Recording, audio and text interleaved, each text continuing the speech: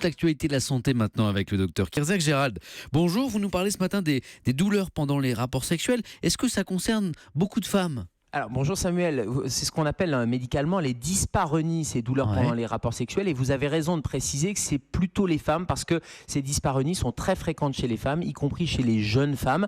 C'est pas l'apanage féminin, les hommes aussi peuvent être concernés, mais chez les femmes, c'est souvent associé à des paramètres qu'on appelle chez nous psychosocioculturels, mais il y a des vraies causes médicales. Alors, c'est lié à plein de choses, des causes médicales et un vécu de la sexualité. Et cette dyspareunie, c'est une vraie pathologie, ces douleurs pendant les rapports sexuels. Ça peut être aigu, ça peut être chronique, ça peut être en début de vie sexuelle, mais ça peut se prolonger. Et puis ces douleurs, elles peuvent être soit très superficielles, soit au contraire pendant tout au long du rapport. Et ça peut simplement intervenir sur certaines positions. Et c'est important de lever ce tabou et d'en parler. Et Gérald, ces douleurs, quelles en sont les causes ? Alors, il y a deux grandes familles de causes. Il y a les causes qu'on appelle organiques, c'est-à-dire il y a vraiment quelque chose qui se passe. C'est une infection locale, par exemple, une mycose ou des pathologies de l'utérus. On avait parlé de l'endométriose, cette pathologie qui fait souffrir pendant les rapports sexuels, ou encore les ovaires ou les trompes qui peuvent être atteintes, mais il y a un vrai problème d'organes. Et juste au passage, l'hygiène excessive, par exemple, peut avoir,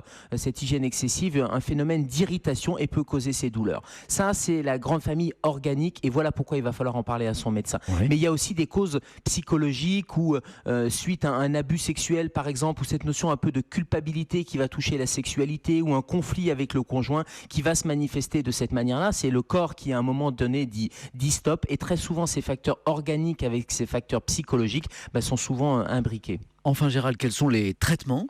Alors pour soulager ces douleurs, il faut d'abord en parler, c'est fondamental d'en parler à son médecin traitant, à son médecin généraliste, à son gynécologue, avant éventuellement d'aller consulter sur conseil un sexologue. Et c'est l'interrogatoire médical, un examen gynécologique, éventuellement quelques examens de sang, un frottis ou une échographie qui va permettre de détecter une infection ou une endométriose. Et puis ensuite, il y a des petits moyens, l'utilisation de lubrifiants par exemple, et s'il y a un problème psychologique, un sexologue ou un psychologue pourra vous aider. Merci beaucoup docteur Kierzek, on vous retrouve bien sûr à 11h tout à l'heure dans Allo Europe 1.